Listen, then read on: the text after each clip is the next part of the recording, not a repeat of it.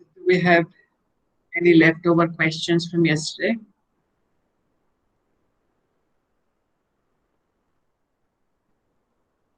What did we talk about yesterday?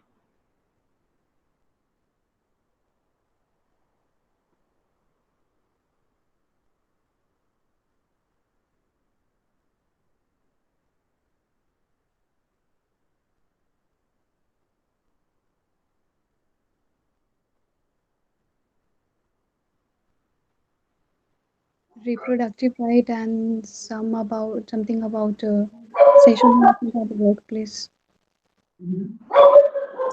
So, was there anything important that was what to think about?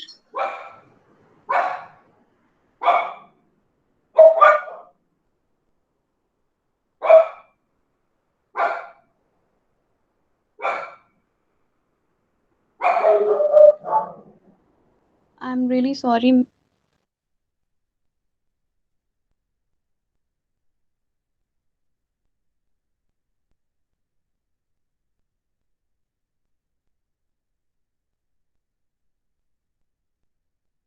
I'm asking my dogs to become quiet. They're making too much of this.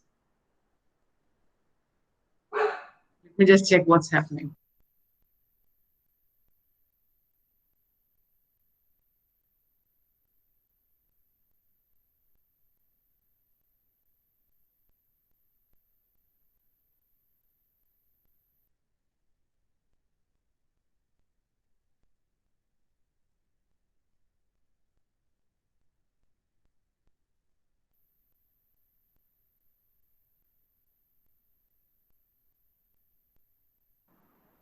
So, what were you sorry about? Ma'am, I am actually I'm in hospital with my grandmother, so I was not able to attend your lecture. Though I have like logged in, but like network was not really good, and I have looked on like the recordings, but only up to 27 minutes. So I'm extremely sorry, ma'am. What about the others? Ma'am, I didn't attend the class yesterday, but I saw your recording from last year. So I know about that, like Section 3 of the Termination of Pregnancy Act. I saw that. Yeah, what about that? Ma'am, like you were discussing about, it was only concerned regarding the time till when the abortion can take place and whose decision it should be for the abortion to take place.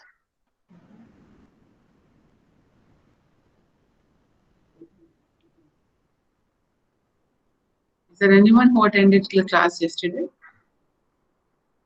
and can tell us what did we talk about yesterday?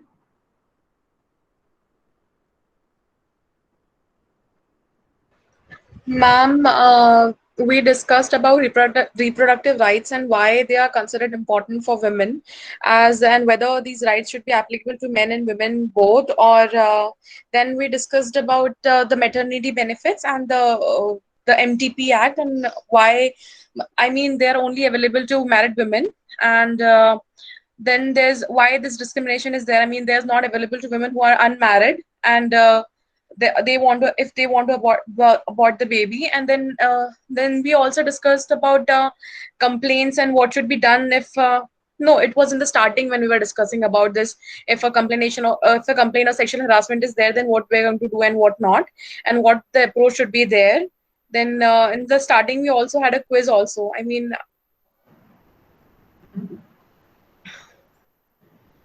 happy to hear that at least somebody remembers what we talked about yesterday.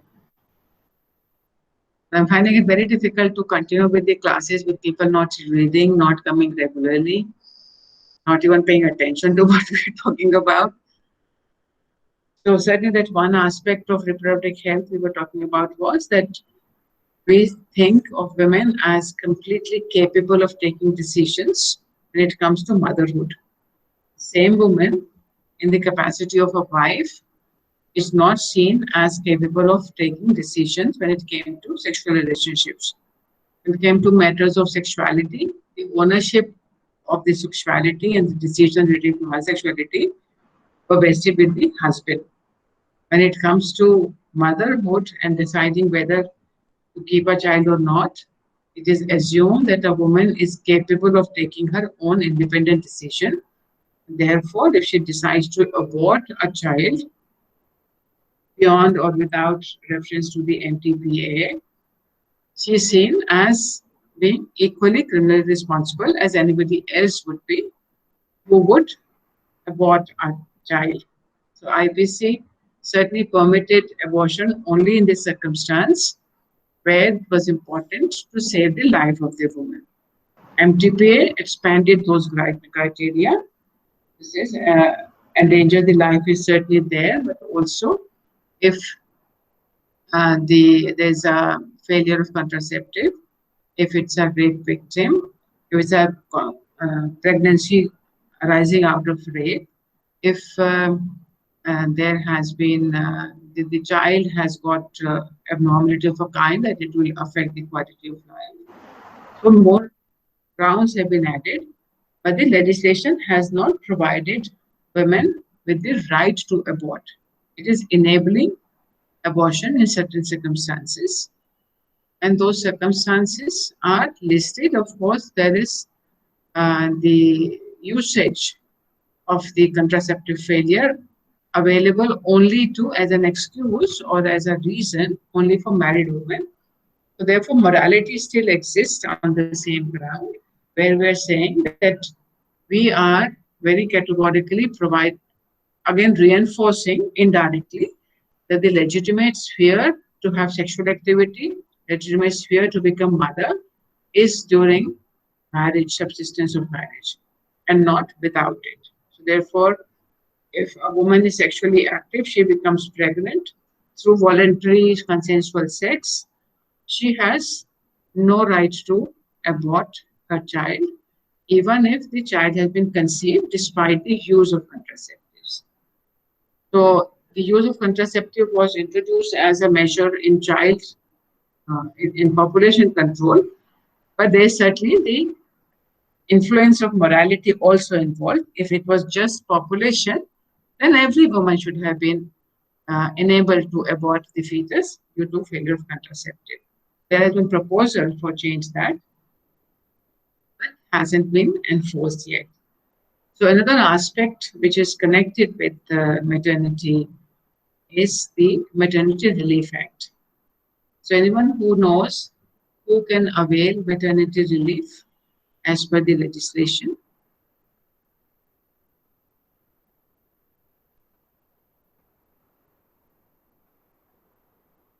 Ma'am, I have one question. Yes, Saloni? Ma'am, under section 312 of IPC, the punishment says before the period of quickening is 3 years and during or after the period of quickening it's 7 years. What does it mean, like word quickening? When I say that the woman is quick with child, means that the process of birth has started.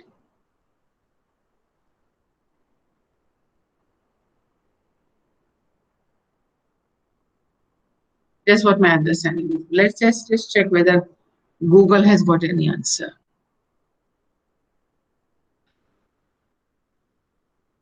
I don't think it refers to the movement of the quickening pregnancy. It says sometime around your 5th month of pregnancy. Okay.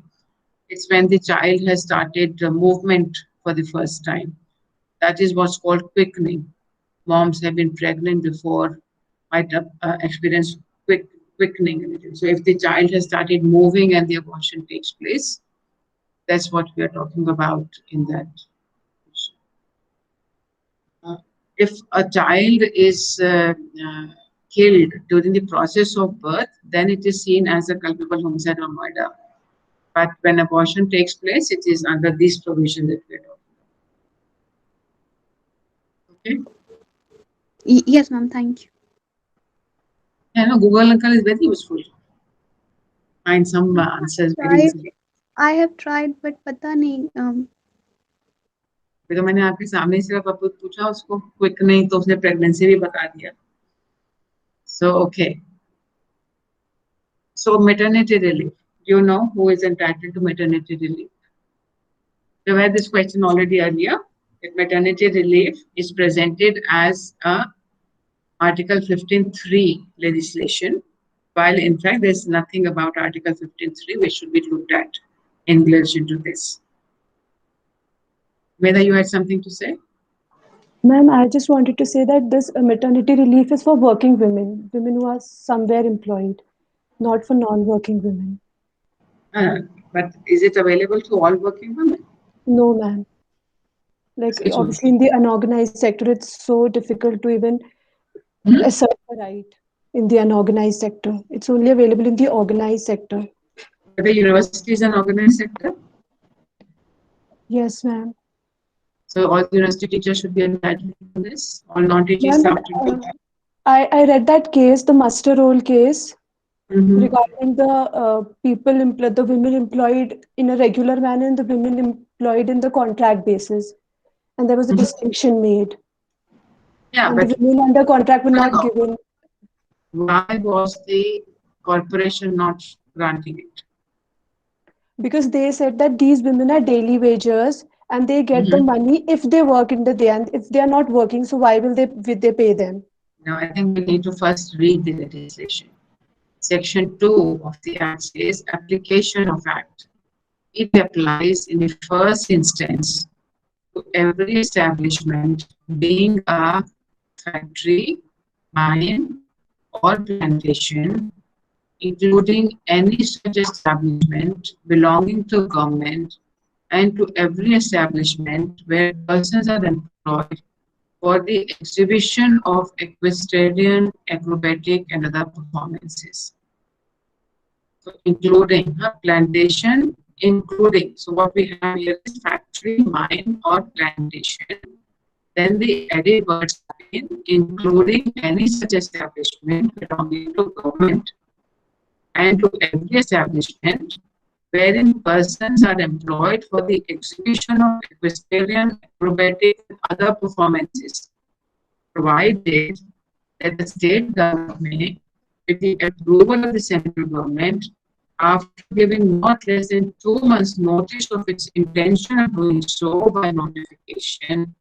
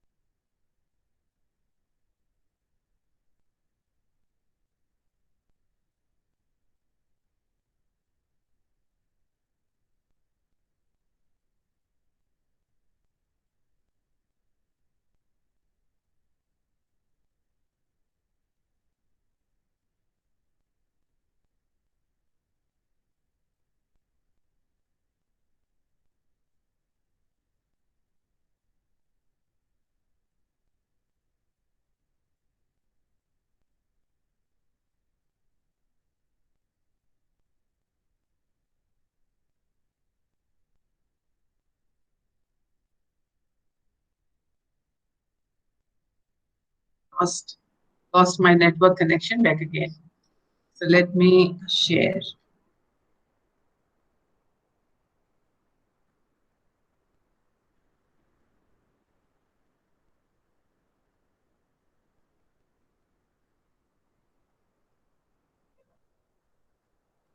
Here is the section. Can you see it? Application of the Act. You able to see? Yes, ma'am. So can you read and see whether the university is included in this definition?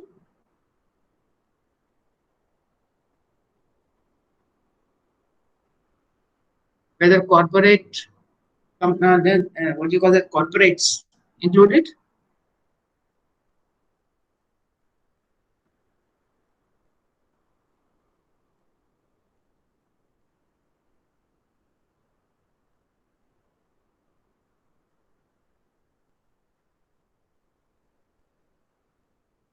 In case of factory, mine or plantation, irrespective of whether it's government or otherwise, this is including any such aggression belonging to the government.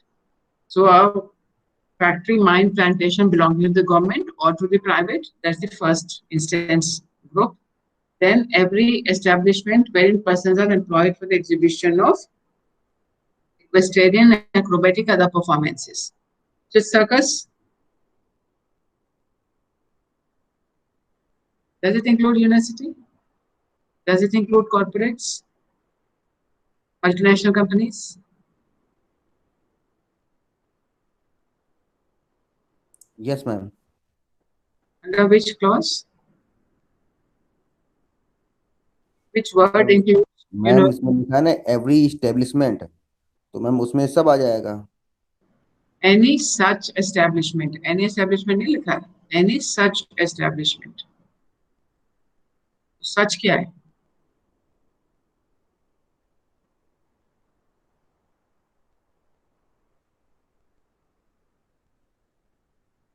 Words are not including any establishment belonging to government.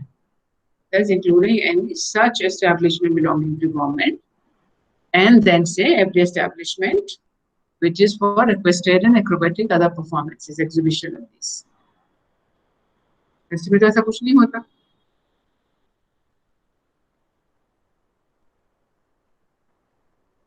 Ma'am इसमें ये भी तो लिखा है ना, to every establishment where in Any establishment नहीं लिखा है सर. Any such establishment लिखा है. नहीं मैम, उसके नीचे की लाइन में बोल रहा हूँ एवरी एस्टेब्लिशमेंट. हाँ, तो legislation in the first instance तो अप्लाई नहीं करता है. Then the state government may extend it to any other place. So when the law was made, it was not made for all. You know, but this is a misunderstanding. We believe that the legislation has been meant for all working women in the organized sector. It was not meant for that. It has been left to the individual organizations, individual state governments to extend it to any other establishment. So if the state government does not extend it, and Delhi University, for example, is not part of the state government, unless this Delhi University itself says we want to provide for it, legislation does not say you must. UGC has not been granting maternity leave to all our ad hoc teachers. We've been working for years and years. It has not been granting that leave even to the non-teaching staff women who are on contract or ad hoc basis, even though they might have been working for years in the institution. But the UGC did not extend it to them. They said UGC rule is that give it to the permanent teachers.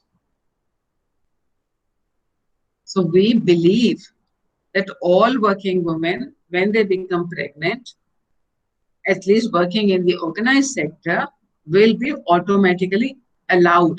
Not even permanent employees are necessarily are able to avail it. It has been left, excepting for the mine, factory, and plantation, and this circus business. So what is the rationale? What do you think? Why did it start from there? Ma'am? Mr. Roll is certainly talking about, this is a very good forward-looking judgment saying that not only the permanent employees, and this is what the corporation was saying, these are not permanent employees, we will give it to the permanent employees. So first of all, whether the first that they said that the benefit is available only to industrial workmen. So first of all, whether the corporation is an industry, then whether the workman includes the daily wager. Are the questions in muster roll. So when you look at the language of the law, it has been a very, very limited operation. And this was the central legislation. Before that, we had some other legislations which were providing, and that's what have been saved also, that if they are entitled to get their benefits under other legislation, they will still be getting those benefits under those legislations. It was a kind of a starting point, but it was not meant to apply to all working women. Then you have to see what are the circumstances, what happens, now what are the circumstances, what is the duration, what are the benefits, all that is subsequent. But first of all, just see the applicability of the Act. Applicability of the Act was a very narrow category, and still there are lots of organizations. Delhi University still is on the same page. Despite Mr. Roll's case, Delhi University contract faculty and non-teaching staff does not get maternity leave. And you're talking Delhi University, capital city, national university, central university. So this is a myth to believe that everybody, every working woman, if they are in the organized sector, so we're not even talking about unorganized sector, we're not talking about women who are not earning any money, we're only talking about a very limited number of women, and it is seen as such a huge burden, even where it does apply. We saw that in Nargesh Mirza's case, that why should the Air India pay for their pregnancy? So this whole attitude of the employer is saying, why should we pay for them? They are becoming pregnant, they are having a family, from where does my obligation come in? Why should I suffer? I am there for making money. And so one thing is that if a state is a welfare state, it should provide for taking care. And therefore, any organization which can qualify as a state, and the judges in Mr. Roll do say that it is the corporation has been very clearly understood to be a state, and therefore they cannot say we are not obligated, we will not do welfare. So coming back to the legislation itself, because first of all we need to understand the legislation. So this is kind of limited, and of course lots of organizations or a lot of states have extended that, but it is a voluntarily left to them. The legislature does not say. So then declare that all or any of the provisions of this Act shall apply to any other establishment or class of establishment, industrial, commercial, agriculture, or otherwise. So university are in the otherwise category. They're not even listed. So what do you think is the rationale? Why did we thought of only factory, mine, and plantation as the area where we needed to start this maternity leave? Ma'am? Ma'am, these factories, mines, and plantations are places where the work is generally labor intensive. So maybe that's the reason they started so it there. when there's a physical activity involved, that is where this whole thing has started. And I'm aware that initially we know that the first banning had come for women working in mines, that underground mine women should not be working. And in England, one historian gave us a lecture where I learned that we would think that health was a consideration. Pregnant women were there, they're also working in the mines, it's much harder for them. And therefore, for protection of women, their working in the mines was stopped. This historian told us that this was nothing to do with the health of the women. It was more to do, because this was the 18th century Victorian England, where women were not supposed to be wearing shorts. They were still all those long gowns, even if they were not the regular, they were not the what do you call them? The royal women. Royal women had real big gowns with flary bottoms and all. And the ordinary women were using a ring to get a flowery shape because they could not afford so much cloth. So that was the dressing style of the women of that era. And some inspectors, some state officials went to inspect the mines, and they found women wearing this short because those flowery gowns were not practical at all in the mines. And they were aghast to see women wearing shorts.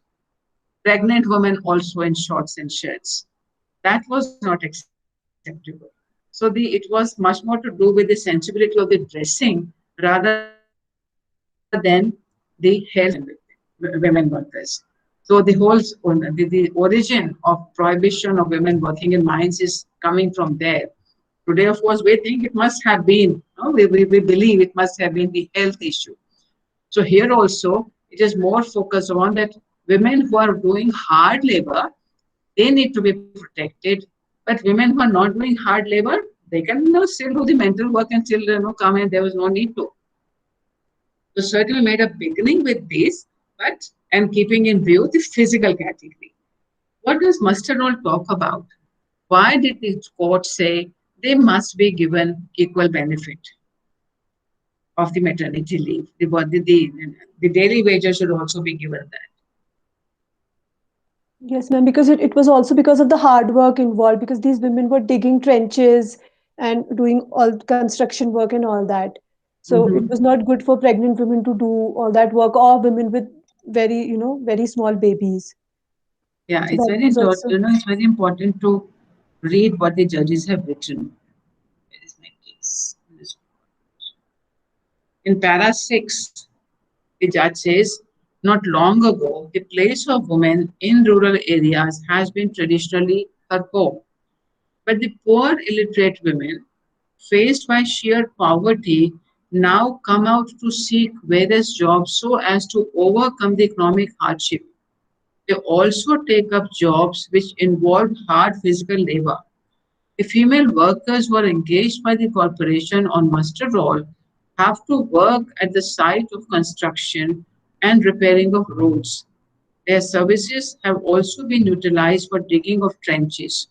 Since they are engaged on daily wages, they, in order to earn their daily bread, work even in advanced stage of pregnancy and also soon after delivery, unmindful of detriment to their health or to the health of the newborn. It is in this background that we have to look to our Constitution, which in its preamble promises social and economic justice. We must look at the fundamental rights contained in Chapter 3. So, what are the judges worried about? Judges are not saying women work. Women are saying due to sheer poverty. Now they are poor illiterate women due to poverty are forced to work. So whether the judge would have still given the same judgment if the university teacher went and said, oh no, I've been working on ad hoc for such a long time. I should be given maternity leave. This argument doesn't work for her. She's not a poor illiterate woman doing arduous physical labor in advanced stage of pregnancy. So whether the judges would have still said, I mean, till that nobody has gone and challenged the judicial discriminatory provision, which does not allow maternity leave to ad hoc teachers. And we have been saying that if the judge has said that even the daily wager should get maternity leave, then why is it that the women teachers have not gone to the court and asked for extension of maternity leave to them? We do not know whether the judge will can the judge apply the same logic? So they will have to have a different logic. What will be that logic? To say, no, all women who are working outside the home are entitled to maternity leave. What will be that argument? This case does not help us build that argument, because this case is coming in the background of the economic necessity, illiteracy, and poverty, and hard labor. None of that applies to the teachers.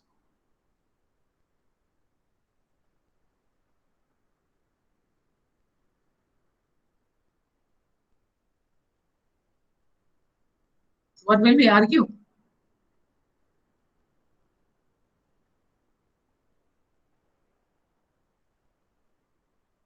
I'll leave you to think about that.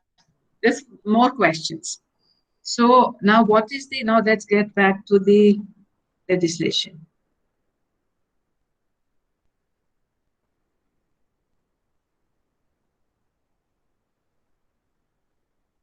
So there was this Employee State Insurance Act, which was also provided for it. So that was saved. Child includes stillborn child. Establishment, any establishment So this is look establishment they have defined also. And certainly university does not come. It also says an establishment where they have been declared to be applicable. Fact 3.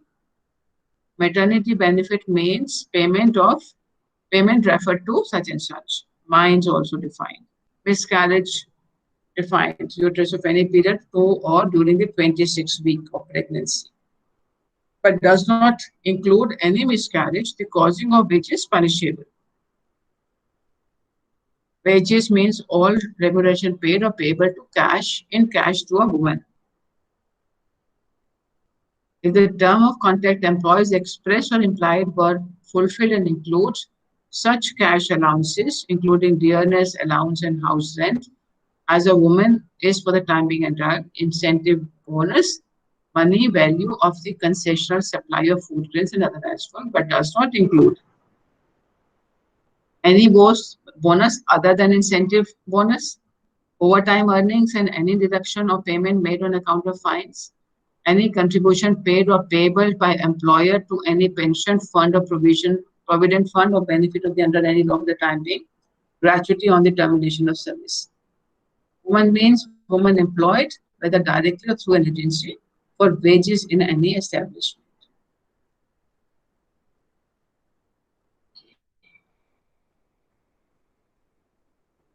This is kind of 4.1 and 4.2 are important. That 4.1 says the employer shall not employ knowingly a pregnant woman during this time, during the 6 weeks immediately following the day of her delivery. And the woman is also prohibited. So the obligation is not only on the employer, but it is also on the woman also.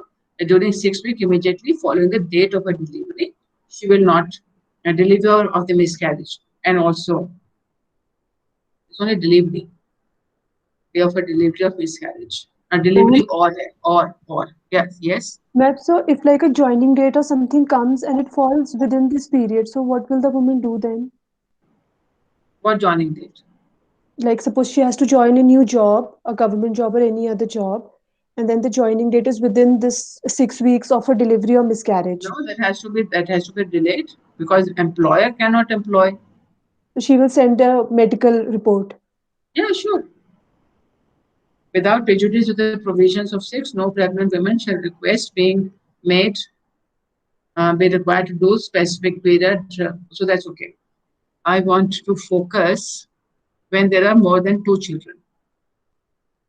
So what is the purpose? What do you think is the purpose of the maternity leave?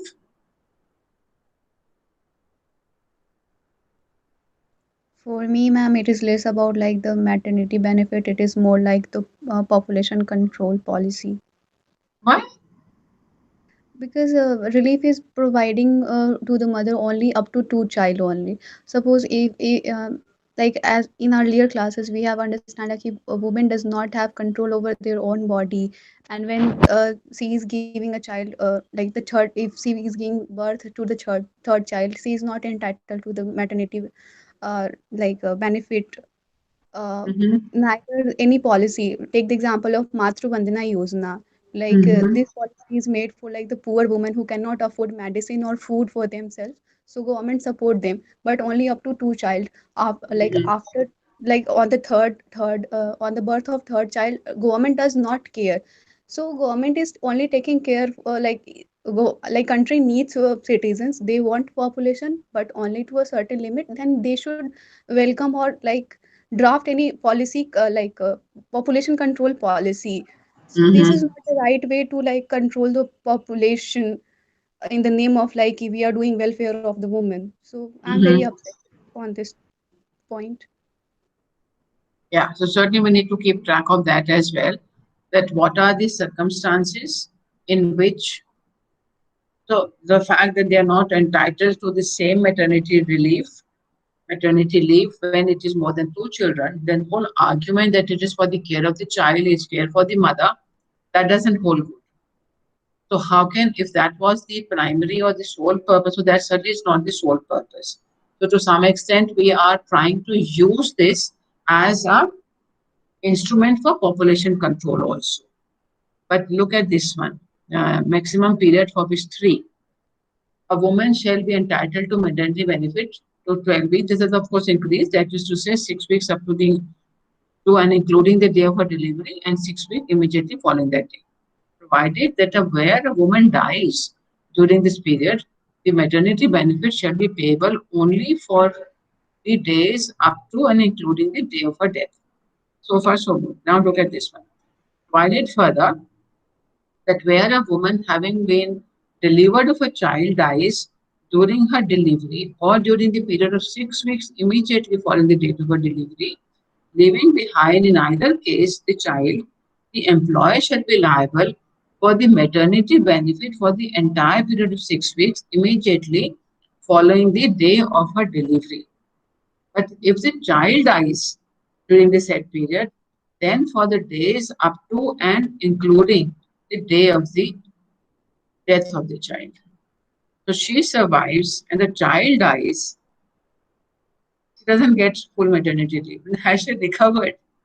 So where is her recovery period here?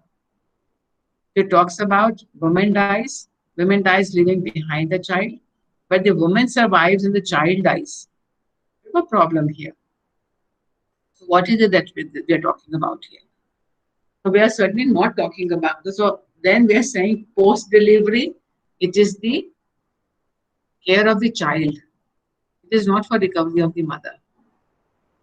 For me, I find these are very, very difficult and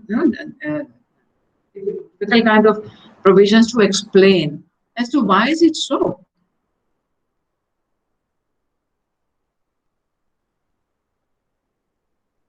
So if she dies and the child is there, they will pay up to 6 weeks. But if the child also dies, okay, I think she is also dead and child is also dead. Now what happens if the child dies, woman survives?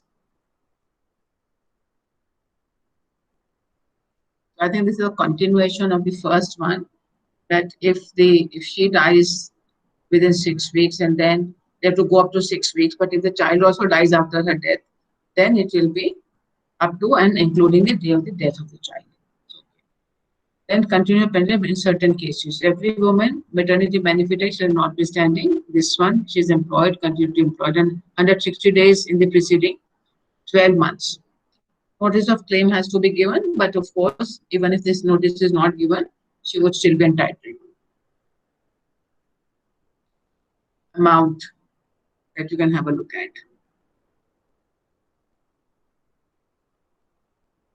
Payment of medical bonus, leave for miscarriage. In case of miscarriage, a woman shall, on production of such proof as may be prescribed, be entitled to leave with wages at the rate of maternity benefit for a period of 6 weeks immediately following the day of her miscarriage. But what about abortion?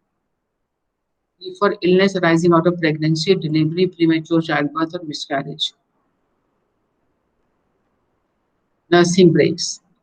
Every woman delivered of a child who returns to duty after such delivery shall, in addition to the interval for rest allowed to her, be allowed in the course of her daily work 2 breaks of the prescribed duration for nursing the child till the age of 15 months.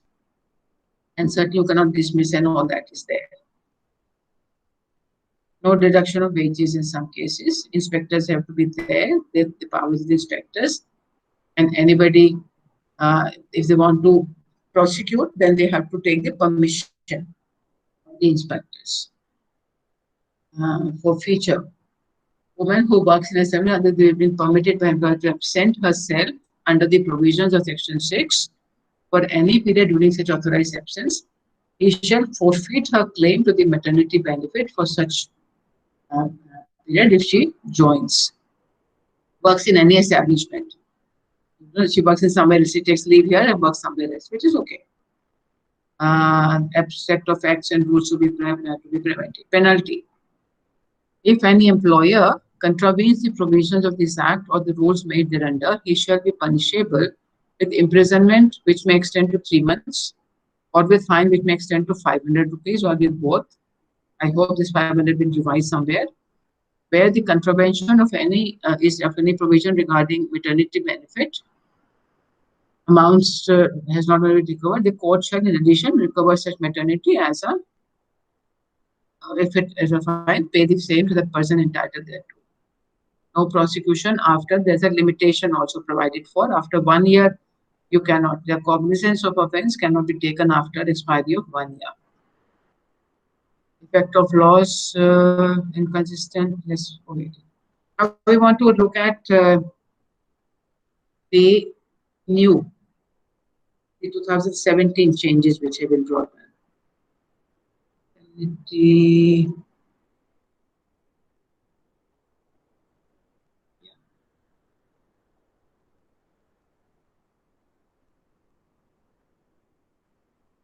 amendment. So in this one,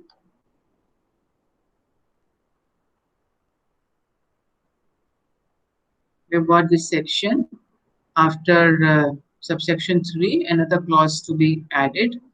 A woman who legally adopts a child before the age of 3 months or a commissioning mother shall be entitled to maternity benefit for a period of 12 weeks from the date the child is handed over to the adoptive mother or the commissioning mother, as the case may be. Now, what do we see here? What's happening? What values are playing a part here? When was the law made that when a woman can adopt? So there can be a single mother, she adopts, then there is a wife. Previously, it was the husbands who were adopting and the mothers were acquiescing. Now we said women can also adopt. But it does not mean that the husband cannot adopt. So if the husband adopts, can she be given this leave, adoption leave?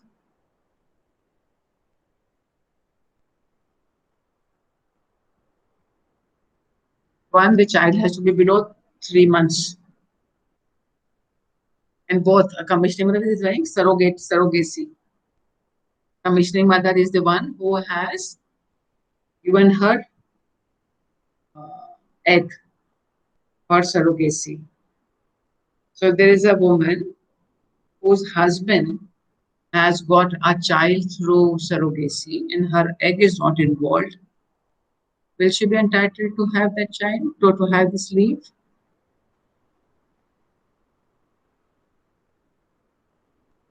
Adopting mother or the commissioning mother? What do you think?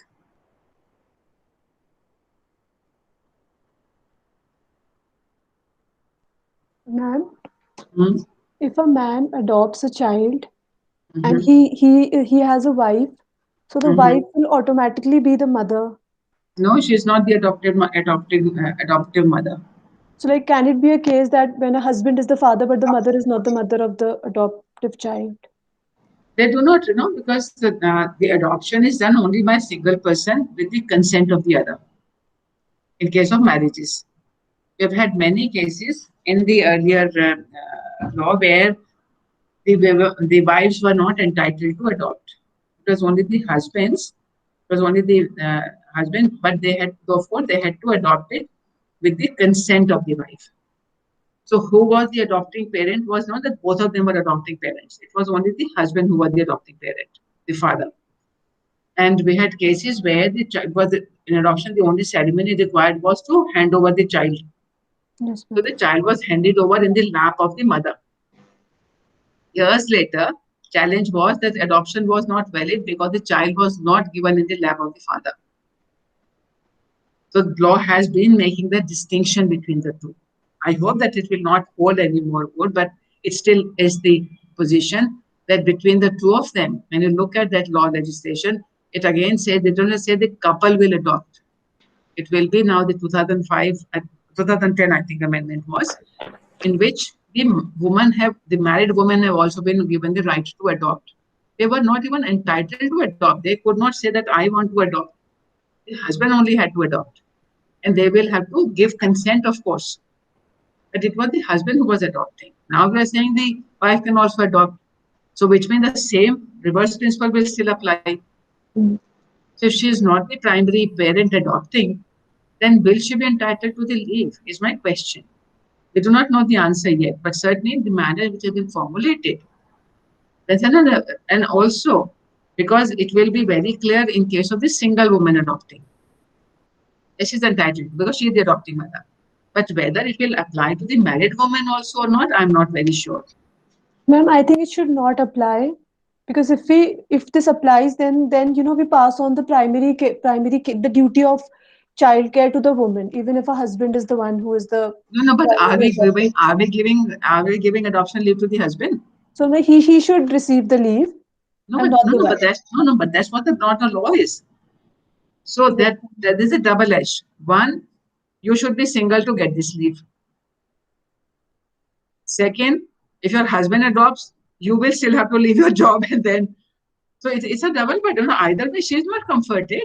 If she's a single woman, it's absolutely essential. But it is actually absolutely essential even when she's not the adopting mother, but she will not get it. It's not that, we are saying that, okay, she will not get it, husband will get it if it's the husband who is adopting. And what about the single men who can adopt? What about them? They don't need the childcare leave, the adoption leave. The law does permit a single man also to adopt. So if they adopt a child below the age of 3 months, they will not be entitled to any leave. Why not? Surrogacy to humne keh diya, no, it will not be available to single people. So that's also not okay, but at least you are not discriminating. But here, very categorically, we are again reinforcing the same thing without application of mind. If it's an adoption leave, it is not the body involved of the woman. It is the care involved of the child. So whether it's a single father who adopts, or whether it's a single mother who adopts, or whether it's a couple adopt, the child needs care. And if you think this child who is adopted by a single mother requires care, what about the children adopted by other? Will they not require care? So in this case, the only reason for the leave is that the child requires a lot more care because it's a very small child. But then every child which has been adopted, they are saying, okay, then children will not be given in adoption to women, to persons who are not women. We will give only less than 3 months children to single mothers. That's not what to happen. So what is it? Why are we talking about it? Somebody was speaking. Ma'am, I was saying something, but I think you have cleared up. But I just want to add one point, like, women should get entitled for maternity benefit because, like, even in like normal families, father is the guardian. It is only in the case of illegitimate child, mother is the natural guardian. So even like father is adopting the child, mother should get maternity relief. Uh, Yeah, no.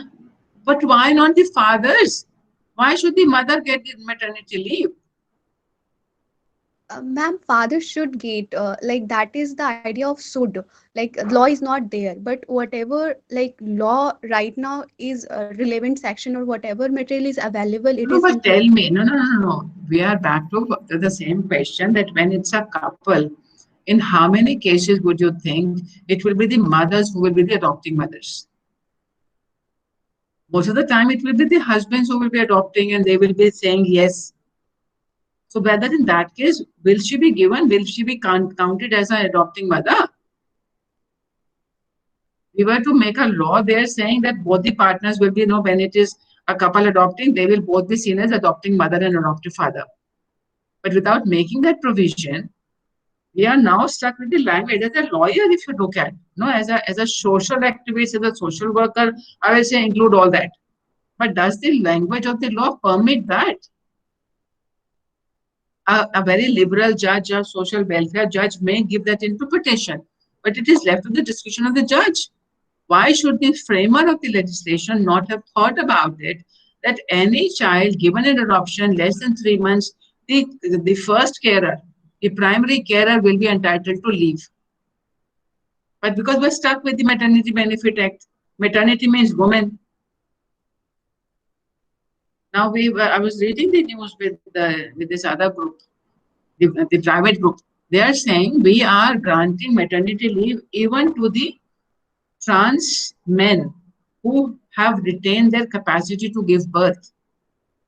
There was this case in America where a woman became a man, but she had kept her uterus. And she married whoever she married, I don't remember. And then because the other partner could not give birth, I think this was a male partner.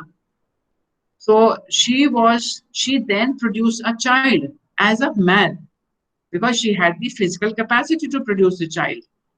So this company is saying we will give it to them also. Whoever produces child, we will give it to them. So somewhere in the changing world, we are changing values, but so piecemeal because our ideology hasn't changed. So piecemeal, we said, oh, you will get it in maternity, no, you will get maternity with this one. We are stuck with the idea that even in adoption and in surrogacy, where there's no impact on the body of the woman, she is not even breastfeeding those children. Why should she alone be entitled to these leaves? Why not the men also? If there is a man in the family, and we have also permitted single men also to adopt. So why the single man not entitled to? Why does the law not provide for it? Is the question I'm asking. So our mindset, because our mindset hasn't changed. We're doing tinkering. Change this law, change that law, change or make this provision. But overall, our thinking about who is responsible for children's upbringing is women.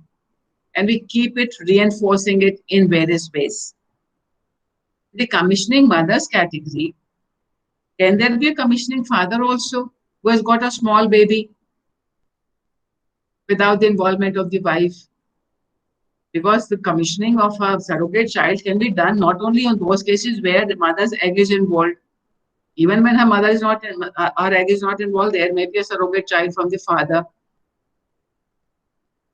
So we are not applying our mind in making law. We are only trying to look modern, that we are recognizing these new developments, but without changing the basic norm.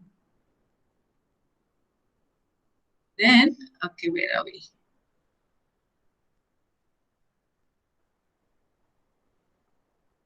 Yeah. So that's one, which we said, adopting mother, and this will get. Then we have 11A, newly inserted after 11. It says every establishment having 50 or more employees shall have the facility of creche within such distance as may be prescribed either separately or along with common facilities. So I was very happy seeing that, okay, we moved from the point that when we said more than so many women in the institution, we said employee. But now look at proviso, that the employer shall allow 4 visits a day to the creche by the woman, which shall include the interval for rest allowed to her. So with an assumption is again that men are not supposed to be going to those creches. They will not be bringing children. It's only women who will be bringing children to the creches. The ideology keep on, busting out from the provisions we make. Even though it says employees, which means employees, all employees will have children. No? But what is expected is only women employees will bring children. And therefore, they will be allowed to go to the creche. What about the men, poor thing, who they have brought their children? Can they go to the creche?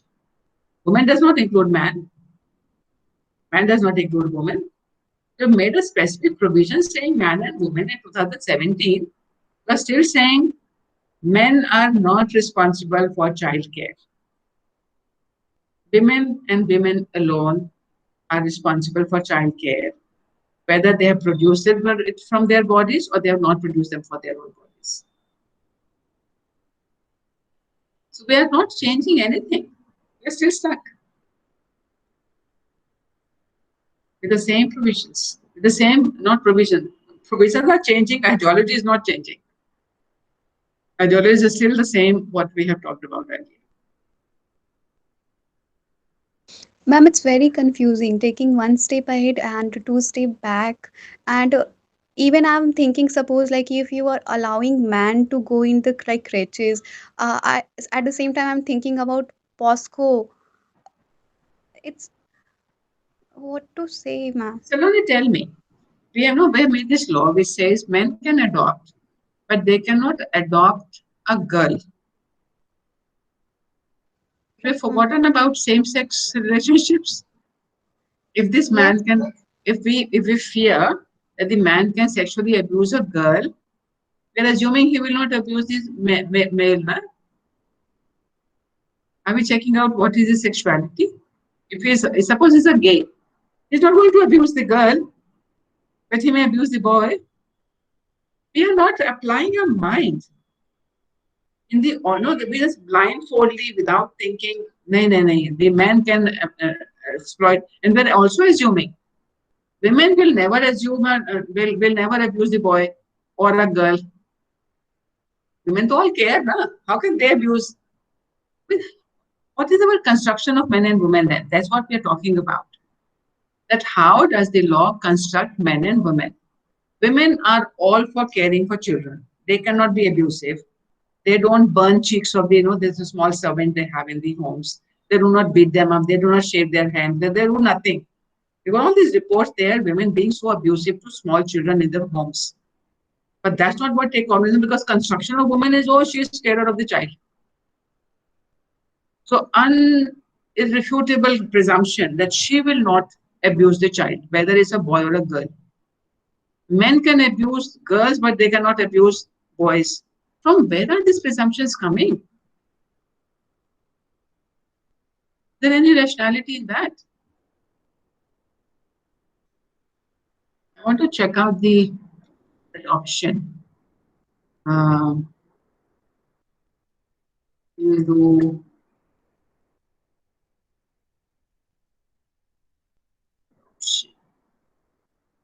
amendment.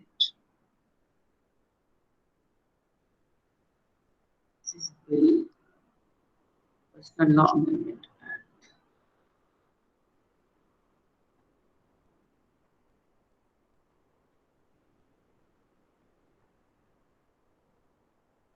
I want to check whether they have changed anything when the women were given the adoption rights. These are all I'm finding is the provisions. Where is the Amendment Act?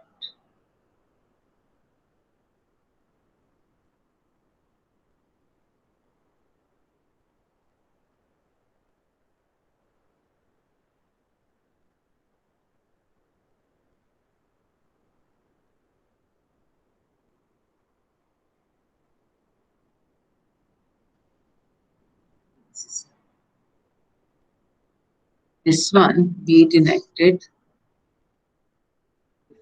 What subtitle?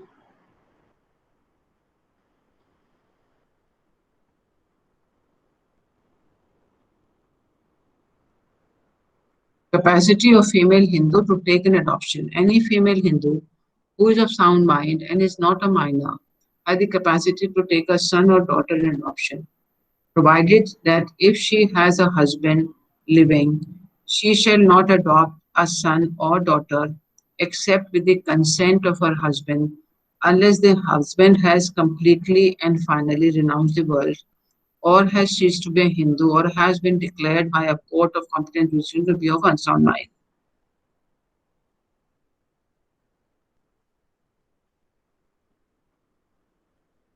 Subject to provisions of this, father or the mother, if alive, shall have equal rights to give a son or daughter in adoption, provided that such rights shall not be exercised by either of them, save with the consent of the other, unless one of them has completely renounced the world, etc. So nothing is very categorically continues to be single person adoption only. It is not saying that when couple adopt, it's still either the mother or the father who will adopt. It will be either the wife or the husband. So a woman can adopt alone, the man can adopt alone, but a man adopting alone will not be entitled to any leave.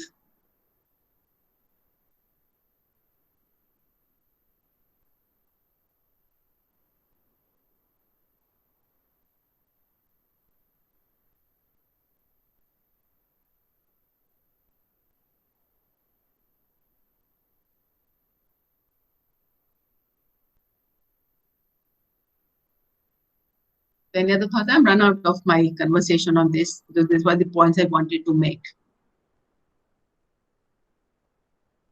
I'm just wondering, ma'am, like we have a lot of things to unlearn, and draftsmen and legislators should take in consideration of the session of like professors like you or like eminent professor of other universities. It's a question of realizing that how much patriarchal structures in our head still exist. Even when we're trying to make a change, We pick up that small point and we make that law without actually realizing that the patriarchal structural institutions are so ingrained in our thinking that we don't think it through. And it's 2017 we're talking about, 2018, I think. So even in this century, in this 21st century, we are still stuck with the same ideology. And that's what we come saying, that law has been changing, only tinkering is happening. The basic structure of the law is not changing, which is patriarchal. The legal system is patriarchal. It is based on the supremacy of the men and on the construction of women as the carer in the house. So they try to make her life a little easy without changing her responsibilities at the home. That's why all these provisions are coming. So muster roll is an important landmark again. And it's a very welcome judgment looking forward. It may have benefited many more in the similar scenario, but because it is still reflecting the same patriarchal attitude toward women being at home. So if they are in the public sphere due to economic necessity doing hard physical labor, if you take that out from their judgment, what will be the reasoning, I'm asking you? What will be the reasoning we can give that all working women must be getting maternity leave, irrespective of economic need or no economic need? That argument has to come from body. The body needs to recoup. The new baby requires care. And it is irrespective of whether she has been working on a daily basis or whether they've been working on a permanent basis or on an ad hoc basis or on a contract basis. So you can certainly say, to kind of make a balance between the interest of the employer and the employee, that if she has worked for the same, that the cutoff is 160 days in the last 12 months. So that should apply irrespective of what is the nature of work, what are the circumstances in which she is working, what is the contract of employment. All that has to be ignored. If our rationale was clear that this is required, this leave is required because the woman's body requires recouping, because the child needs care, extra care at that point of time. The neonatal babies will not survive unless the mother gave that kind of a care. And if the mother's body is not taken care of, the child will also not survive. So that if that was our argument, you don't have to go on talking about the economic necessity and all that kind of thing. So in this call is paternalism. They are saying, because poor things, see what is the plight of them. We need to protect them. Therefore, we will give it to the daily wages as well. That's where the problem is. If it was straightforward saying that no, women give birth and that's a time which they kind of literally struggle for. It's a second life for the woman. They go through so much, so many complications happen to their bodies. So if that was the understanding of the woman's body, our reasoning would have been different. Consequence would be still the same. But it is reasoning which determines, are we talking about women or are we talking about, oh, I need to take care of them, these poor weak things. These poor weak things I need to take care, and I'm the powerful one, I will protect them. Same patriarchal paternalism reflecting in the manner in which these paras exist. So the judgment is very welcome. The final operative part is very welcome. But the rationality for the judgment is very troubling.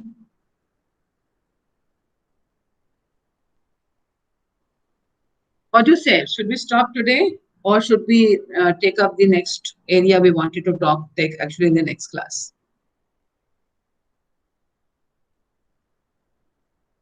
Ma'am, it's fine, whatever suits you. Next class is scheduled when? 4th April.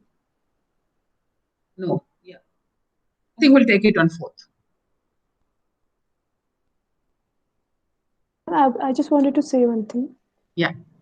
Ma'am, I had posted an article in the group. It was written by me only. It was published in Quint in 2019. So it's regarding the rural Uttarakhand. Like the health facilities are not available to women. Like little things, like calling of the ambulances are not available to them, and women die because the call could not be connected and the ambulance could not come in time. So that is such a sorry state of affair in the 21st century. And we don't talk about it. like mobile. Today's newspaper gives us an information, I think in this part of the world, where the ambulance was called, and he was 2 kilometers away from the village where the woman was, and it was not a motorable road. So he waited, and then he was told that the woman has already given birth, so she was to be taken to the health center, wherever the hospital for childbirth. So she gave birth, and then this person walks 2 kilometers to the village, arranges a cot for her and the newborn baby. And then another woman and her husband, they all kind of carry this woman on the cot to the ambulance. And then she's taken to the hospital where both the child and baby are said to be stabilized. But this is all across the country, not only in that place. And also, look at the circumstance, look at the percentage. How many childbirths are happening in hospitals? Ma'am, it's around 60% in Uttarakhand. And these are all very major concerns. And we still have such a high rate of maternal mortality. We keep on giving a lot of good food to our sons, not to the daughters who will actually bear children. And they need more strength than men. But first food is given to the men. Once they have finished their appetites enough for the satisfied, then only the number of women will come. So we do not pay attention to women's health, while there is a lot more physical reasons for giving attention to their health.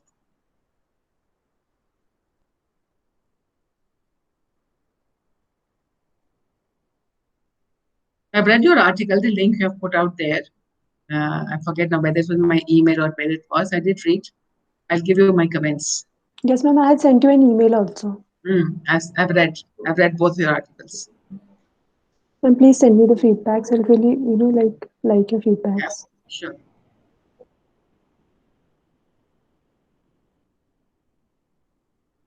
It's okay. I don't think I've got anything else to say, unless anybody else wants to say something. Yogesh, Nisha, Ayushi.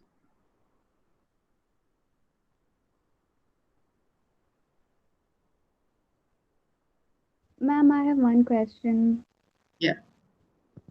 Ma'am suppose अगर IPC और personal law में conflict हो तो फिर हम किसे ज़्यादा weightage देंगे?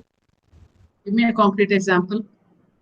लाइक अंडर सेक्शन 317 कहता है कि अगर 12 साल के एक छोटे बच्चे को अबंडन करते हैं इस इंटेंशन से अबंडन कर देते हैं कि उसको ये करना है, तो like there is punishment for 7 year.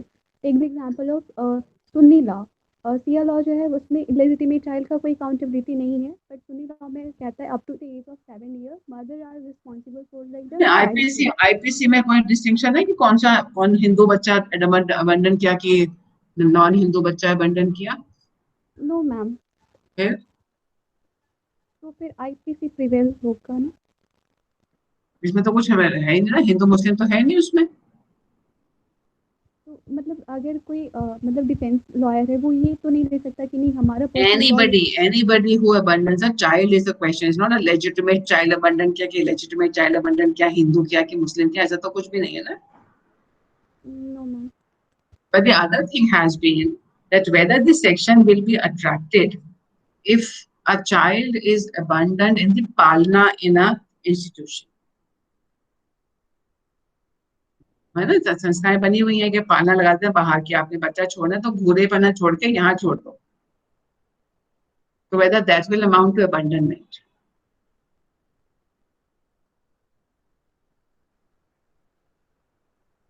Now we have a legal provision also where parents can abandon their children. Abandoned children can be declared fit for adoption under the Juvenile Justice Act. So we have controversies there.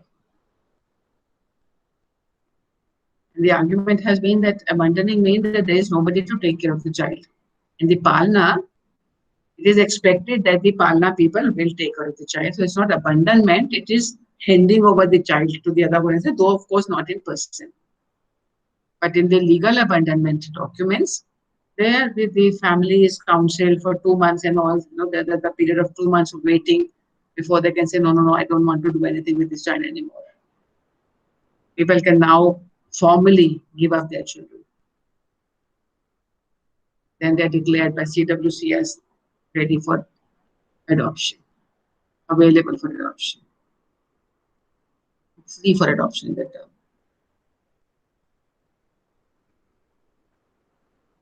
Okay, ma'am. Thank you.